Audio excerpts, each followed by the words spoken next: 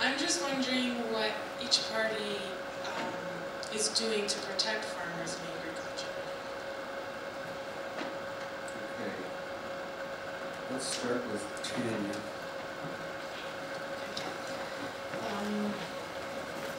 To protect. I'm not sure I have anything in front of me to guide me on that.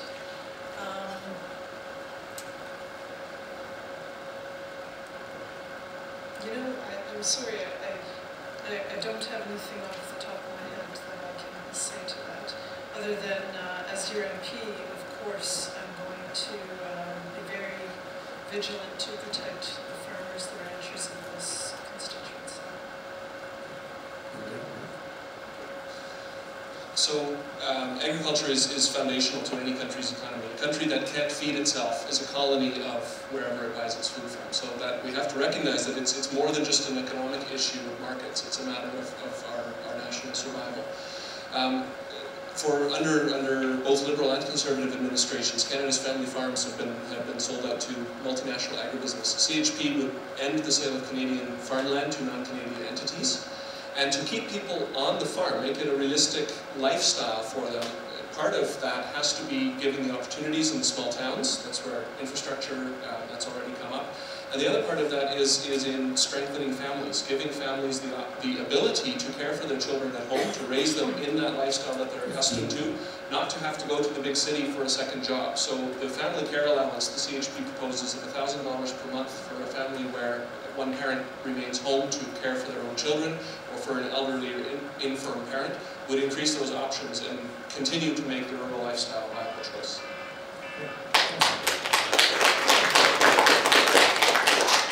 Under the Conservative record, there's been 300,000 small farms lost. Much of what Mark was saying, but it's gone to more concentration of the multinationals. So what is that doing to our rural environment? It's not helping things when small farms collapse, and certainly it's not helping our food security issues. So for a party who's so concerned as we are about having food strategy, making sure that food is local and fresh, going back to the TPP, getting canned goods or frozen goods or goods shipped from across the world that may not have the same high standards that we have in Canada is a concern for me. We put food in our mouth. All of our children, our families, our neighbors, food is a big deal. With the recent drought in California, which is unprecedented, it's been going on for years, this year is the worst, we're actually going to have a fresh fruit and vegetable shortage. And we can be growing that here, again, through renewable heat and renewable energy and crop diversification and fish farming. We need to be taking care of ourselves more and encouraging more farms, not less.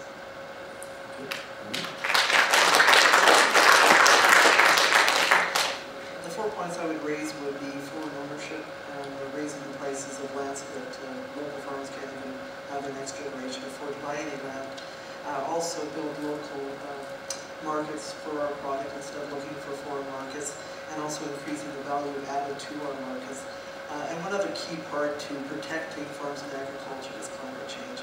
As you all were very well aware that this year was the largest claims for drought in the insurance that is paid out to farmers, and this is a direct result of what's happening in climate change. You also know that there's an El Nino winter coming, which means there's going to be very little snowpack in the mountains, and as you already see, the Old Man River is very low, and this is going to have a detrimental effect on all of your operations. So addressing climate change is something that's really integral to protecting the farms and ranches and agriculture industry across Canada. Thank you.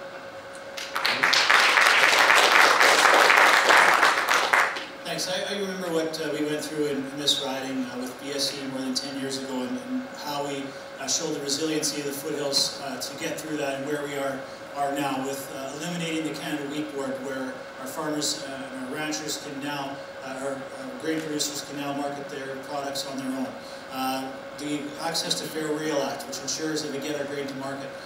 The Growing Forward 2 program, which includes incentives and tax credits to ensure that we keep our young people on the family farm, but also to be able to market our goods globally. But really the focus for us in terms of the agriculture sector will be trade, and we talked about the Trans-Pacific Partnership earlier. Again, this is a wonderful opportunity to show young people that farming and agriculture is a viable long-term career. We want to keep those young farmers staying on the farm or going back to the farm. This is a great opportunity as we improve markets around the world for world-class Alberta beef and grain.